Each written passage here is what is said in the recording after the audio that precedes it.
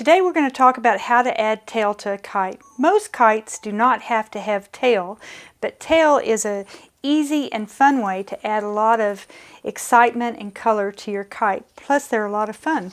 This is a sled kite, and the easiest way to add tail to a sled kite is to make a loop. Now generally I would use as a rule is to add about 4 times the length of tail as the height of the kite. So that would be about a little over 4 feet. So we'll just cut a piece of tail. The easiest and most effective way to add tail to a kite is to make a loop. You don't have to worry about balance. You just put a little bit of tail or tape on the tail and the kite and tape it to either side. Just like so. Now you have a nice loop, and this works great. Now let's say that you want to add 2 straight tails, so you want to make sure that the tails are balanced. So an easy way to do that is to fold your kite in half, take your loop, pull it out and find the center of that tail, just by pulling it straight across like that and cutting it in half.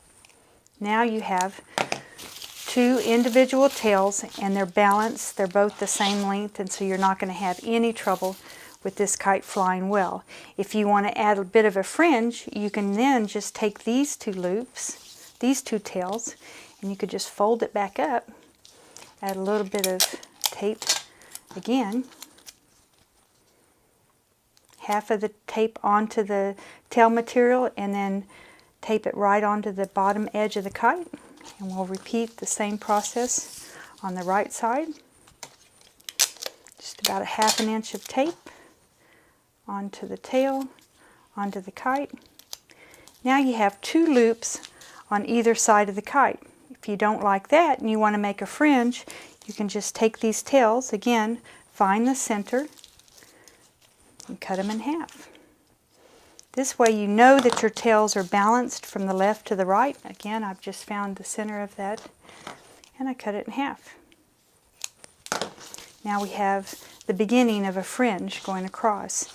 If you want to add different colors, you can add different color, surveyor ribbon, paper mache, whatever you want to use for tail material is fine.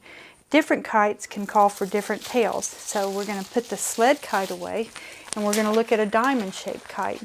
Now with the diamond-shaped kites, most often you're going to find that the tail runs right down the center.